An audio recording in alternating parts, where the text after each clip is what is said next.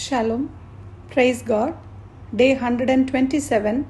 இன்றைக்கு நாம் be the light in the world என்ற தலைப்பில் எண்ணாகமம் 10ஆம் அதிகாரத்தில் உள்ள டெய்லி மெடிடேஷனை காணலாம். எண்ணாகமம் 10ஆம் அதிகாரத்தை தியானிக்கும் போது முதல் 11 வசனங்களிலே அவர்களுடைய பிரயாணத்திற்கான வெள்ளி பூரிகைகளை தயாரிக்க கர்த்தர் கட்டளை கொடுக்கிறார். எண்ணாகமம் 10வது அதிகாரம் 12வது வசனம், அப்பொழுது இஸ்ரவேல் புத்திரர் சீனாய் வனாந்தரத்திலிருந்து தங்கள் பிரயாண வரிசைகளாய் புறப்பட்டார்கள். மேகம் பாரான் வனாந்தரத்தில் தங்கிட்டு, வனாந்தர பிரயாணத்திற்கு இஸ்ரவேல் ஜனங்கள் ஆயத்தமாகிறார்கள் என்று வாசிக்கிறோம்.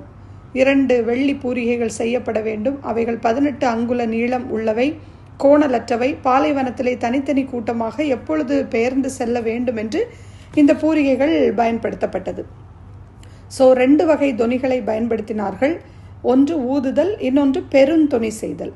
ஒரு பூரிகை மாத்திரம் ஊதினால் இஸ்ரவேலில் மாத்திரம் இருக்கிற பிரபுக்கள் கூடி வர வேண்டும். இது சபையானது எடுத்துக்கொள்ளப்படுகின்ற வேளையில் இயேசு கிறிஸ்துவாகிய எக்கால தொனியாகிய சத்தம் கேட்கப்படும் விசுவாசிகள் கூட்டி சேர்க்கப்படுவார்கள் என்பதை ஞாபகப்படுத்துகிறது.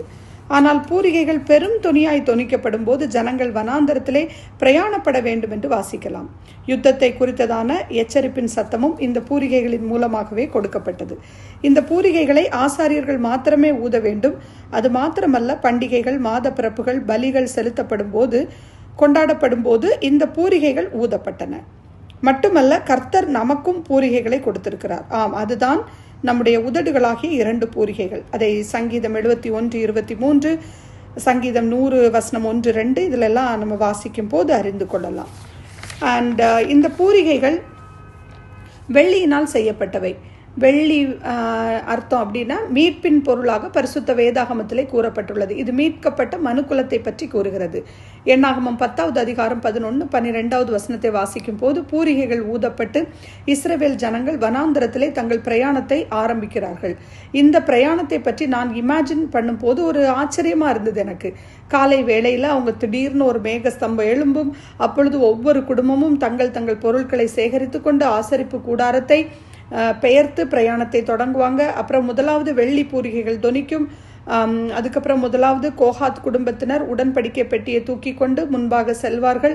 அதுதான் இந்த உலகமான வனாந்திர பயணத்திலே நம்மை வழி நடத்துகிறதா இருக்கிறது.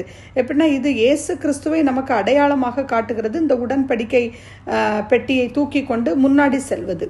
மோசே அன்று கர்த்தரிடத்தில் சொல்லும் போது, உம்முடைய சமூகம் என்னோடு கூட வரவில்லை என்றால் எங்களை இந்த வழி பிரயாணத்திலே அழைத்து செல்ல வேண்டாம் என்று கூறினார். இதே வசனம் எக்ஸடஸ்லையும் குறிப்பிடப்பட்டிருக்கிறது. இந்த உலக பிரயாணத்திலே கர்த்தருடைய பிரசன்னம் எப்போதும் நம்மோட கூட இருக்க வேண்டும் என்று நாம் வாஞ்சிக்க வேண்டும். எண்ணாகமம் 10வது அதிகாரம் 11ஆம் வசனம் முதல் வாசிக்கும் போது, சீனாயிலிருந்து மோவாபின் சமவெளிகளுக்கு இஸ்ரவேல் ஜனங்கள் வழி நடத்தப்படுகிறதை நாம் பார்க்கிறோம். 39 ஆண்டுகள் வனாந்தர வாழ்க்கை அந்த முறையை வாசிக்கிறோம். ஓராண்டு சீனாய் மலையில் தங்கிய பின் பாளையத்தை விட்டு புறப்பட அடையாளம் கொடுத்த பின் புறப்படுகிறார்கள். 2ஆம் ஆண்டு முதல் 40 ஆண்டுகள் வரை வனாந்திரத்தில் அலைந்து திரிகிறார்கள். எண்ணாகமம் 10வது அதிகாரம் 11ஆம் வசனம் முதல் எண்ணாகமம் 14வது அதிகாரம் 45வது வசனம் வரை சீனாய் மலையிலிருந்து அகன்ற சில மாதங்களில் நடைபெற்றதெல்லாம் இந்த இடத்துல நம்ம வாசிக்கலாம்.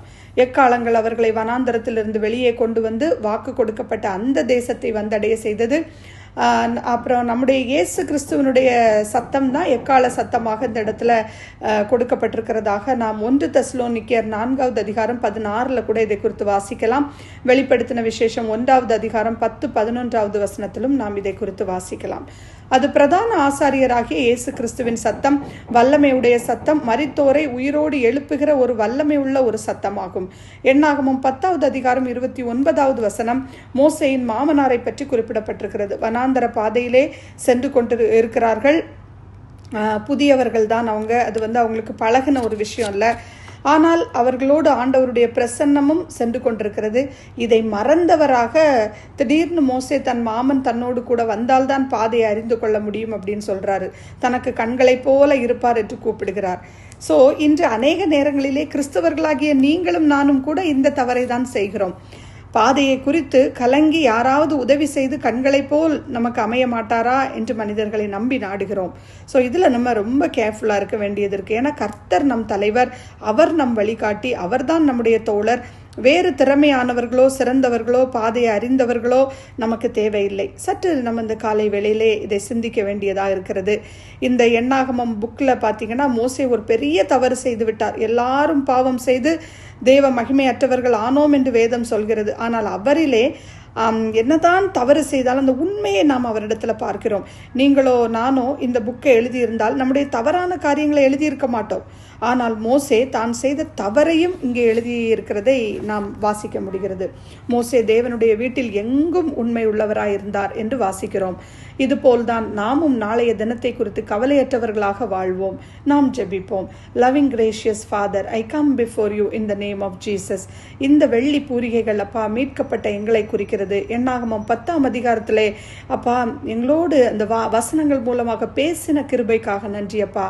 பூமியின் குடிகளை எல்லாரும் கர்த்தரை கம்பீரமாய் பாடுங்கள், மகிழ்ச்சியோட கர்த்தருக்கு ஆராதனை செய்து ஆனந்த சத்தத்தோடே அவர் சந்நிதி முன் வாருங்கள் என்று உதடுகளின் ஸ்தோத்திர பலியை உமக்கு முன்பாக மகிழ்ச்சியோடு பாடி உம்மை மகிமைப்படுத்த எங்களுக்கு அந்த கிருபையும் பலனையும் தாங்கப்பா.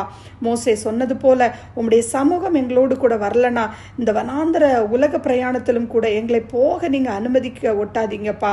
உம்முடைய பிரசன்ஸை நாங்கள் ஒவ்வொரு நாளும் உணரணும். அதற்கு பொறுமையாக காத்திருந்து நீங்கள் எங்களை வழி நடத்த நாங்கள் ஒப்பு கொடுக்கிறோம் ராஜா. மோசே தேவனுடைய வீட்டில் எங்கும் உண்மை உள்ளவராய் இருந்தது போல எங்களையும் எங்கள் வாழ்க்கையில் உள்ள எல்லா அத்தனை காரியங்களுக்கும் நீர் தலைவராய் இருந்து எல்லாவற்றிலும் நாங்கள் உண்மையாய் இருக்க எங்களை சமர்ப்பிக்கிறோம். All glory and honor for you, O Lord. In Jesus' name I pray. Amen.